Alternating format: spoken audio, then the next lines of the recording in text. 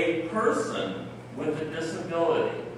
I'm confident that if this community adopts these two recommendations, that we will begin to take a large step toward ending the killing that occurs on our streets.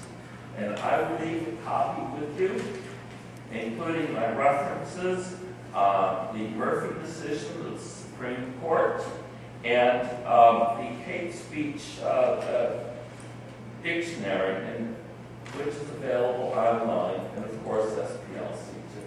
Thank you, Mr. Lewis.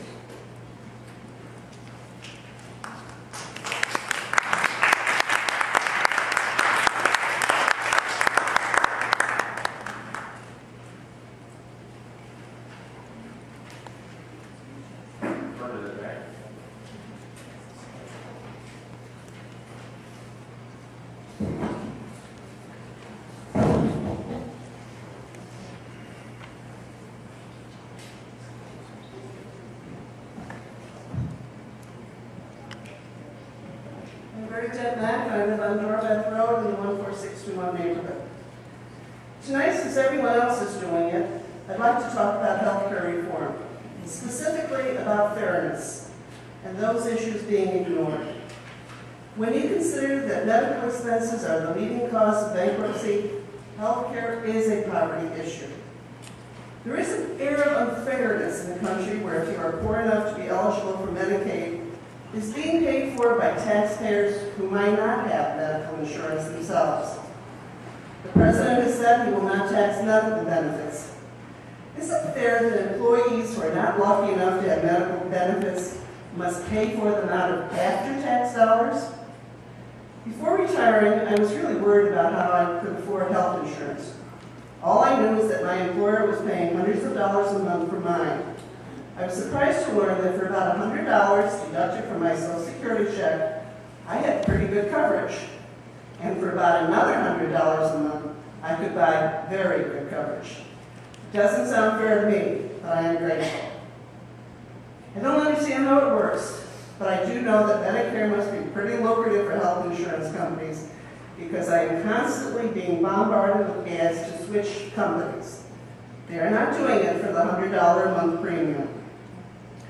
Speaking of health insurance companies and those that are satisfied with them, I say if you have used your policy for anything but routine visits, it is easy to be satisfied. When I had my surgery in the fall, the surgical center was paid promptly with only a small copay for me. The surgeon's bill was denied 3 times. Eventually, I got a bill for more than half his charges. After an extensive telephone call, customer service found the authorization, and my copay was reduced to $50. Not all seniors are in a position to spend that much time and effort resolving a charge. In December, I switched my insurance to the other major insurance company because of a large hike in copays. This time, I went through the hassle of denials for needed medical equipment. Rochester was once known for its affordable insurance because of community-based rating. That has all changed with our largest employers opting out of the system. As for those who pay health costs out of pocket, why do they have to pay higher prices for prescriptions? Nothing like taking someone when they're down. Finally, there is no dispute that the U.S. has the most expensive health care in the world. If it were the best, it would have the longest life expectancy and lowest infant mortality. We don't. Somehow we need to find a way to more fairly distribute those dollars without all the shouting going on now.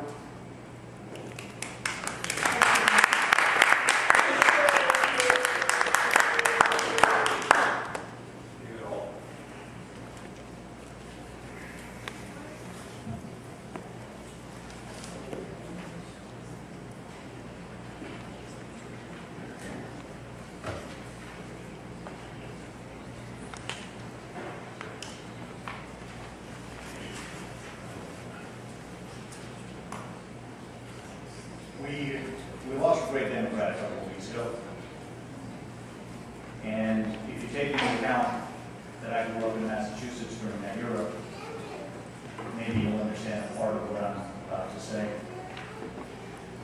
40 years ago, if Governor Wallace had passed a law that said that white landlords can rent to their white relatives without any government oversight, but if they rented to a black person, that person's home would be subject to periodic searches by the government, what do you think the Kennedy brothers would have thought about that law? Let's talk about Section 9016A2E of the Rochester Municipal Code for a while.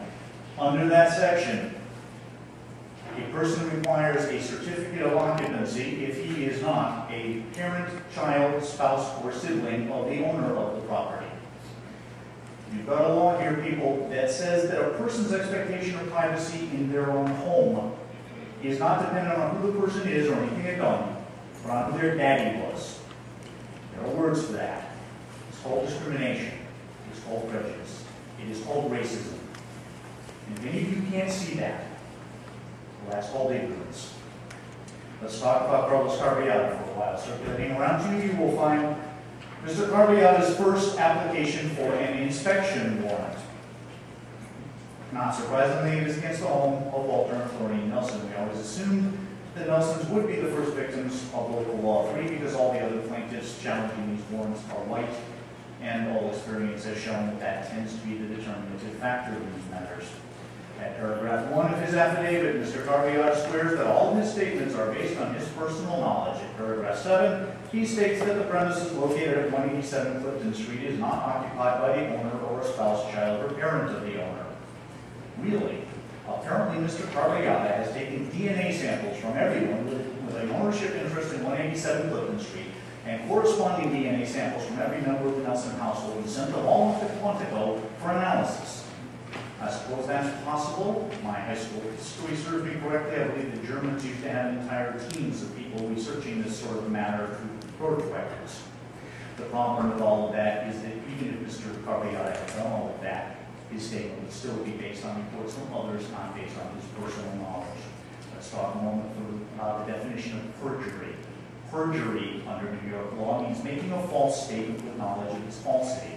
When Mr. Carbiata says that 187 Clifton Street is not occupied by an owner or a spouse, child, or parent of the owner, he hasn't committed perjury because he doesn't know that statement is false. Frankly, he has no idea whether it's true or not. But when he swears that that statement is based on his personal knowledge, he has committed perjury in the second degree, which is a Class E felony. When he submits that statement to a court seeking a search warrant, he has committed the offense of offering a false instrument for filing in the first degree, which is also a Class E felony.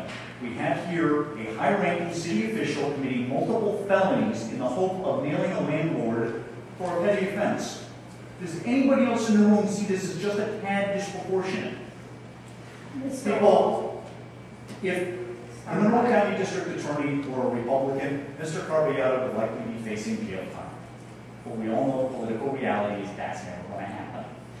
In case any of you missed the subtleties of this, I'm standing here in front of a room full of witnesses with a microphone trained on me, and I'm telling you Mr. Carbiata has committed 2 felonies. If Mr. Carbiata is interested in suing me for slander, I'm sure that by now he quite knows where to find me. But of course we all know that the reality is that's never going to happen either, because such a lawsuit would give me standing to challenge all of this. And we all know that neither Mr. Carbiata nor any of the members of this council have the guts, the character, or the integrity to take me on in a fair fight.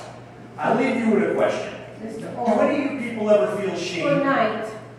Because I do, Council President. Well, And if this is what Democrats do, then I'm ashamed to call myself one.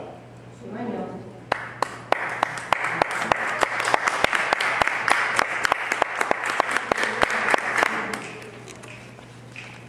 Nick Hirsch.